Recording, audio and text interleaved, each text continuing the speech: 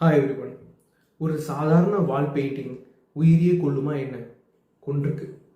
19ஆம் நூற்றாண்டு விக்டோரியா காலத்து இங்கிலாண்டில் அங்கே இருந்தக்கூடிய மேல்தட்டு மக்கள் ஒரு விதமான மரகத பச்சை கலர் பெயிண்ட்டை தங்களோட வீடுகளோட சுவர்களுக்கு யூஸ் பண்ணாங்க. அதை ஒரு ஸ்டேட்டஸ் சிம்பிளாக பார்த்தாங்க. இதனாலேயே அவங்க போட்டிருக்க ட்ரெஸ்ஸில் கூட அதே கலர் பெயிண்டையுமே யூஸ் பண்ணாங்க. எந்த கலர் அவங்கள உயர்த்தி காட்டுச்சோ அதே கலர் தான் அவங்கள நோயிலையும் தள்ளிச்சு. ஏன்னா அதில் சீல்ஸ் கிரீன், பாரிஸ் கிரீன்னு சொல்லக்கூடிய காப்பர் ஆர்சனிக் பேஸ் பண்ண பிக்மெண்ட் யூஸ் பண்ணியிருந்தாங்க. இதில் இருக்கக்கூடிய ஆர்சனிக் ரொம்பவும் டாக்ஸிக்கான ஒரு எலமெண்ட். அவங்க வீடு ஈரப்பதமாகவும் கதகதப்பாகவும் இருந்ததுனால மைக்ரோ ஆஸ்கஸ் பிரெவிகாலிஸ்ன்னு சொல்லக்கூடிய ஒரு விதமான பூஞ்சை காளான் அவங்க வீட்டு சுவர்களில் வளர்ந்துருந்துச்சு.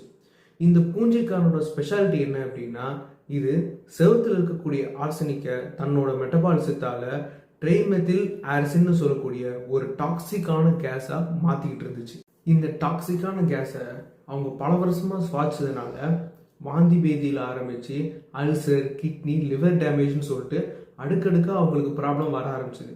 இதுல முக்கியமா பாதிக்கப்பட்டது அவங்க வீட்டு குழந்தைங்க தான். 1850 டாக்டர் தாமஸ் ஆர்டன் இந்த குறிப்பிட்ட நோய் பணக்காரங்க மத்தியில பரவலா இருந்ததையும் ஏழைகளையும் நடுத்தர மக்களையும் அதிகமாக பாதிக்காதையும் வச்சு பணக்காரங்க அவங்க வீட்டில் யூஸ் பண்ணக்கூடிய இந்த குறிப்பிட்ட பெயிண்ட் இதுக்கு காரணமா இருக்கலாம்ன்றதை கணிச்சாரு. 1891 இத்தாலியை சேர்ந்த பயோகெமிஸ்ட் பார்த்திலோமோ கோசியோன்றவர் இந்த குறிப்பிட்ட வியாதிக்கு பின்னாடி இருக்கக்கூடிய பயோகெமிஸ்ட்ரியை கண்டுபிடிச்சு அறிவிச்சாரு.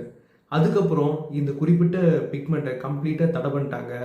இப்போ மாடர்னா டாக்ஸிசிட்டி இல்லாத மேலச்சி கிரீன் மாதிரியான பிக்மெண்ட்ஸை நம்ம யூஸ் பண்ணிக்கிட்டு இருக்கோம்.